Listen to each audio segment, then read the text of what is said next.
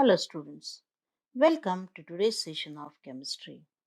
As you all know, we have started studying fifth lesson of your syllabus, that is electrochemistry. Before starting today's session, we will just revise what we learned in the previous session. In the previous session, we learned about the thermodynamics of galvanic cells, in which we learned about the Gibbs energy of cell reactions and cell potential. That means the electrical work done in a galvanic cell is related with Gibbs energy. And we finally got one equation, and that is delta G equal to minus N into F into E cell. Or under standard conditions, we can say delta G0 equal to minus N into F into E0 cell. Why negative sign? Because Gibbs concluded that electrical work done in galvanic cell is equal to the decrease in Gibbs energy, that is minus delta. Hence, we got that equation and that negative sign there. Again, we learned about the standard cell potential and equilibrium constant. That means the equation we got in thermodynamics as delta G0 equal to minus RT ln K, that we combined with the equation we got by relation between Gibbs energy and cell potential.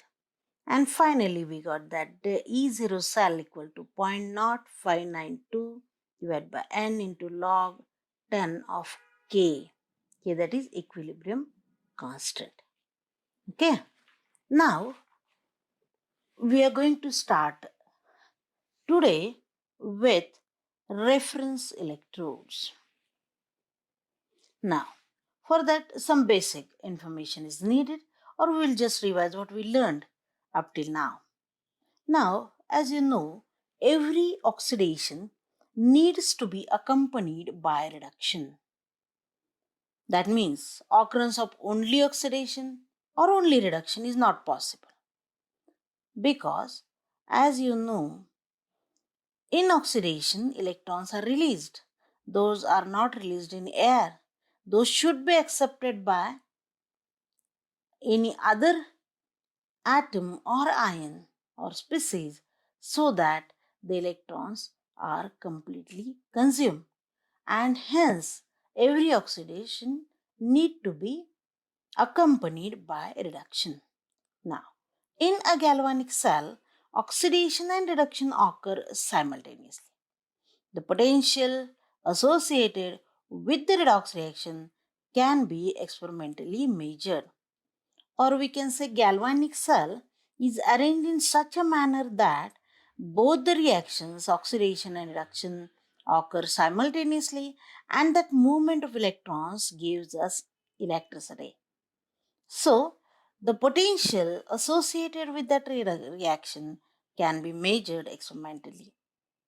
For the measurement of potential, two electrodes need to be combined together where the redox reaction occurs. As you know, galvanic cell, how we prepare that? We take two different electrodes there. Which are those? One is anode, another is cathode. And the measurement of potential of two electrodes hence can be calculated.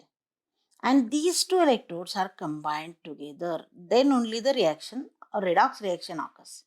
Because at anode, oxidation occurs, at cathode, reduction occurs, and total reaction is a redox reaction. So, what would happen? Now we are going to learn about reference electrodes. Now, try to understand this.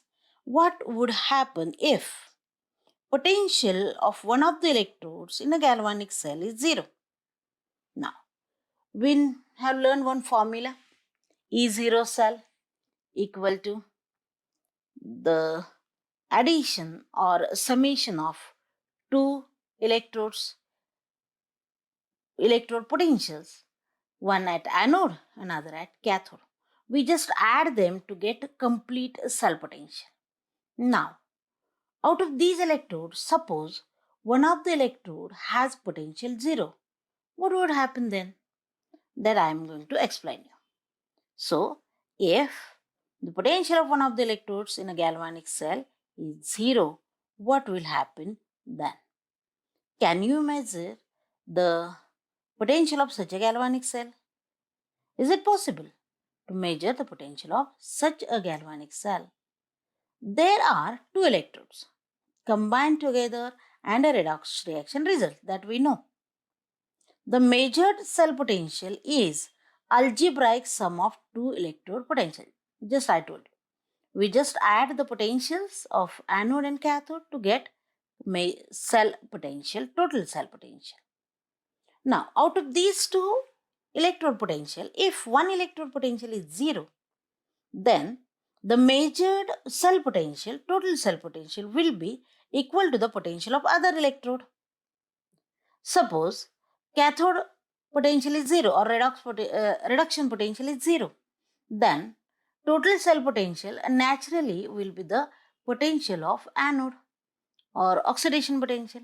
Understood?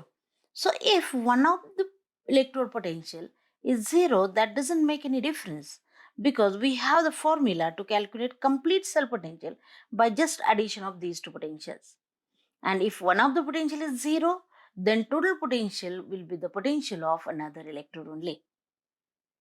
Thus, it is necessary to choose an arbitrary standard electrode as a reference point.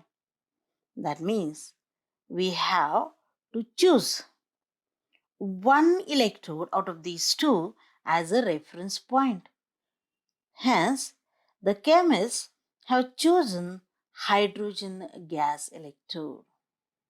Hydrogen gas electrode, the one which has or the potential of this electrode has arbitrarily taken as 0, and hence the electrode is called standard hydrogen electrode, or in short we can say it is as SHE.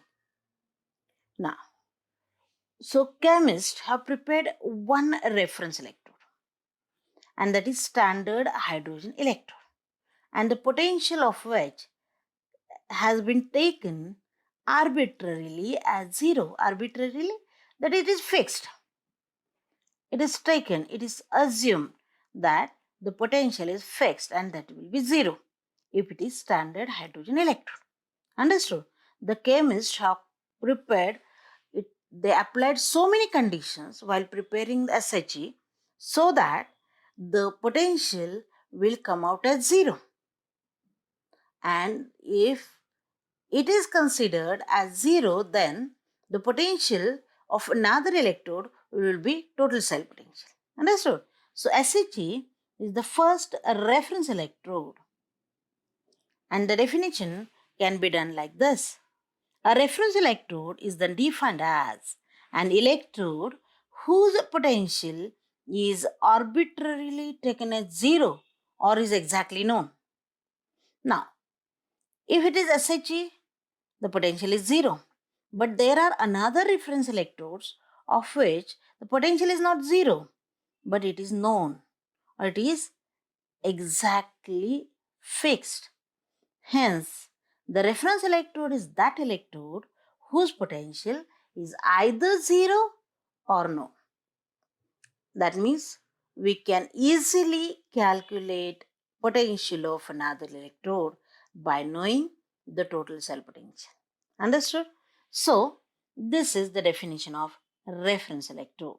Now, we will learn about standard hydrogen electrode. It is the first reference electrode of which electrode potential is 0. Now, in exam, the construction and working of standard hydrogen electrode is asked many times. So, be careful while understanding and while writing about this electrode. So, let us start with standard hydrogen electrode.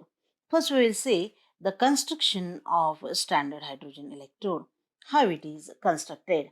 It is single electrode, hence only one metal and its plate is taken. Do you remember? we learned how to prepare an electrode.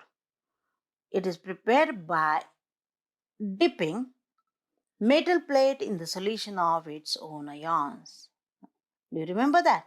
Here we are going to construct standard hydrogen electrode, and as the name suggests, here we are going to dip hydrogen in the solution of its own ions. But as hydrogen is a gas, hence some extra arrangements are need to be made to construct this electrode. How? We are going to learn now. So let us begin with the construction of SHE. Now, SHE consists of a platinum plate coated with platinum black used as electrodes. Otherwise, we just take metal strip or metal rod. But as hydrogen is a gas, we need another surface to adsorb hydrogen gas on that. And for that, a platinum plate is taken. And that platinum plate is coated with platinum black, that is platinum black powder, so that its surface area is enhanced and it can easily adsorb hydrogen gas. So we are going to take a platinum plate and on which a platinum black is coated and which is used as an electrode. Now, this plate is connected to the external circuit through sealed narrow glass tube containing mercury. Now, this platinum plate is connected. It should be connected to the external circuit, so that we are going to connect it to another electrode. Hence, it is connected to external circuit through a sealed narrow glass tube containing mercury. Mercury, for better contact, it is used. This narrow glass tube in which, now just imagine there is a narrow glass tube in through which at the bottom of that narrow glass tube a mercury is placed, and to that mercury, to the bottom of this narrow glass tube, platinum plate is attached, and this narrow glass tube externally is connected through a copper wire to another electrode. And now this narrow glass tube is surrounded by an outer jacket. The platinum electrode is immersed. As usual, we are going to dip in the solution of its own ions, and for that 1 molar H plus ion solution is taken, in which this platinum plate with that narrow glass tube is dipped, but around the narrow glass tube an outer jacket which is of glass is there. The solution is kept saturated with dissolved hydrogen gas by bubbling it under 1 atmospheric pressure through the side tube of the jacket. How it is shown in the figure. I am going to explain you when I will show you figure. Platinum does not take part in the electrode reaction. It is an inert electrode. It is because platinum is very hard to react. For that purpose only platinum plate is taken. So it acts as an inert electrode. What is going to act as an active electrode? That is hydrogen gas.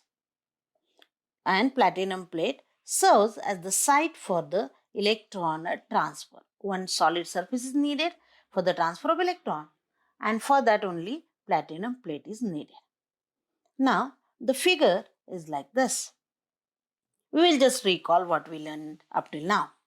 Now here this is the platinum plate, the square. Here it is written platinized platinum plate. That means platinum plate coated with platinum black. This platinum plate through the platinum wire is connected to this narrow glass tube. This narrow glass tube has some mercury at the bottom, that is for better conduction of electrons. And through that mercury, this copper wire is inserted, and which is then connected to another electrode through this end, outer end, so that we can attach another electrode to this side. Now, this narrow glass tube along with the platinum plate is covered by outer glass jacket. This is all a circular outer jacket around covering all the narrow glass tube with platinum plate. Why this is needed? Because we are going to bubble hydrogen gas through this open end of that outer glass jacket. That hydrogen gas will come here. Now this outer glass jacket is then dipped, immersed in the solution of H plus ions, which is our basic concept. Any electrode can be prepared in this manner only. The metal ion dipped in the solution of its own ions. Here metal is hydrogen and we are dipping it in the solution of H plus ions.